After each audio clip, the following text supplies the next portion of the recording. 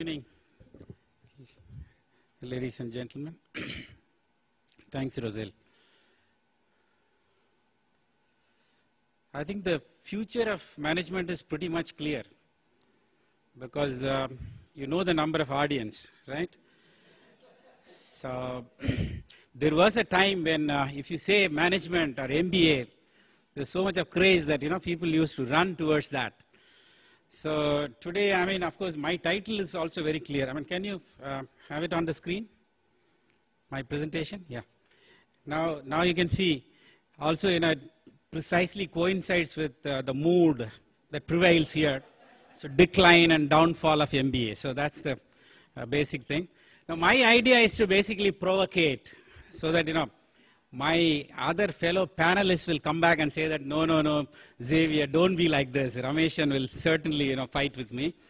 And this is to create a kind of a, debate. So maybe I am right. I hope I am right. But then, let's throw it open. This is one perspective, right?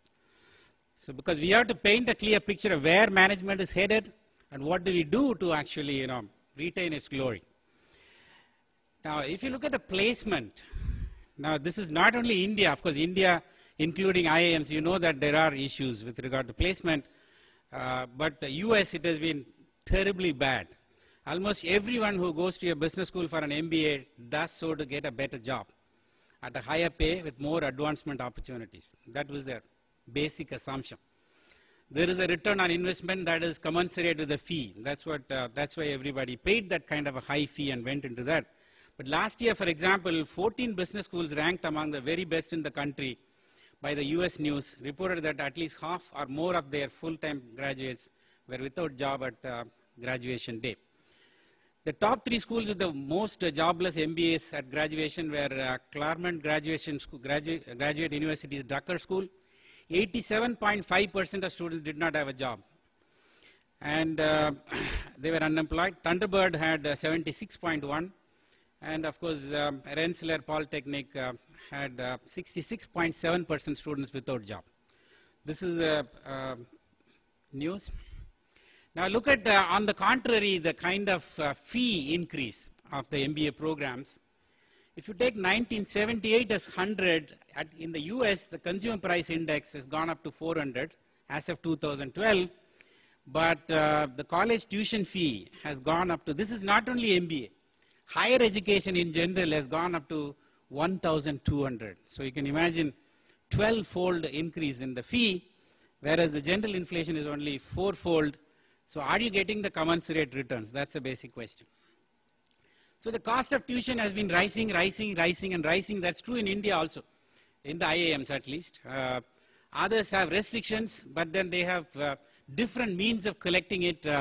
And somehow the amount to be paid for an MBA is no less than 5 lakhs to 7-8 lakhs, depending on that. If it is an IIM, it could go up to 20 lakhs for a 2-year program. But US context, the tuition costs are about 42,000 US dollars per year. So when a student of university graduates, he is already in debt of about 88,000 US dollars.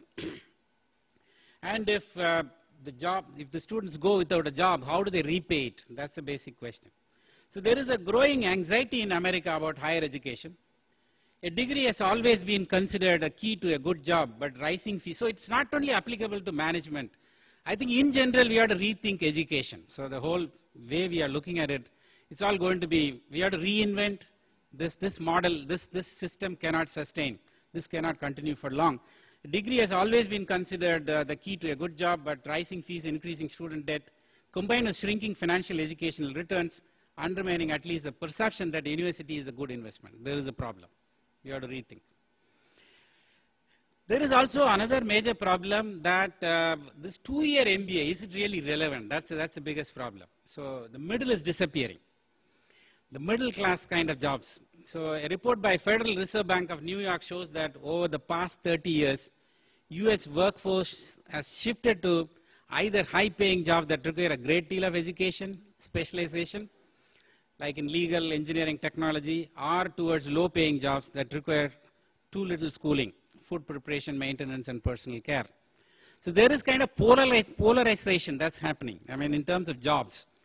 Middle skill jobs are those in which workers primarily perform routine tasks or procedural things. They have been actually declining. The decline in environment share has been attributed to advancement of technology. What it means is that with automation, for example, there's no need for many managers. Like typically a MBA at the entry level was employed to supervise a set of salespeople, supervise a factory workers, or actually manage a set of clerks, or manage a set of accountants. But now all that managing is done by the computers, so it's all gone. So that middle level is completely gone. So with the entry level jobs disappearing, the 2-year MBA itself is actually losing its relevance. So what will sell or what will survive? That's a kind of a key question. And in my own assessment, for example, BBAs will survive because at the end of it, they would be ready to do, dirty their hands, and they can do a sales job or accounting job or things like that, which MBAs cannot do, not capable of doing, nor willing to do. That's a basic problem. Now the 4-year will be better because then it will become equivalent to the engineering kind of a thing. MS will fly. And this is definitely a possibility because of specialization. So if you have 15 to 18 months programs on business analytics, financial engineering, multimedia, e-commerce, digital marketing. So all those kind of things with high specializations will fly.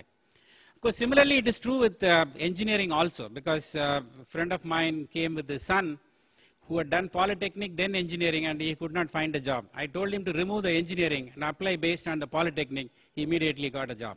So if you have engineering, it's actually a disqualification. If you have MBA, it's a disqualification. If you are a BCom, you'll get a job. So please be calm and don't get into MBA. Right, that's a basic question. And of course, overall, if you look at it, 10-year income of a teacher is about 25 lakhs, engineer is 45 lakhs, IAS is 70 lakhs, Nirmal Baba 238 crores, Ramdev 100,000 crores, Satya Sai Baba 4,000 crores. Choose a career carefully, Chodo Garbar, Chalo Haridwar, sab acha ho jayegi. So don't waste your time studying all these MBA and all those things. And another fundamental problem, the way actually we teach is that, we teach information age students using industrial age models. This is the basic problem. See, today, all the knowledge is available on the Google, on everything, and then we are trying to, teach them. So that's what, graduation day, a PhD student says, Red Bull, thanks to Red Bull, Google, Vodka, and Wikipedia for making this possible. So he's not mentioning the teacher, nor the college, nor the university. Please, we are all irrelevant. Please understand that. Anyway, a lot of what I'm saying all may look stupid because if at first the idea is not absurd, then there is no hope for it. So I hope actually my idea appears absurd to some of you, and hopefully it will have a sense. And I don't expect everyone to understand my journey because especially if you have never walked my path, you will not understand what I'm saying. You will hear different viewpoints. Let's actually, hear and then enjoy the whole fun. So we'll have an excellent evening. Look forward to a wonderful time. Just to set the tone, I suppose you all are sufficiently provoked, and I'm sure audience will have lots of questions. Please keep noting down. At the end of all the presentations, we will have the discussions. Let me now invite Dr. M.P. Jaiswal. He's with MDI. He's the chairman, Center for Smart Innovation and Governance, and also he's a chairman, Process Renovation Projects. He's been a consultant to a number of energy companies and great teacher. Let's hear from him what he thinks is the future of management education.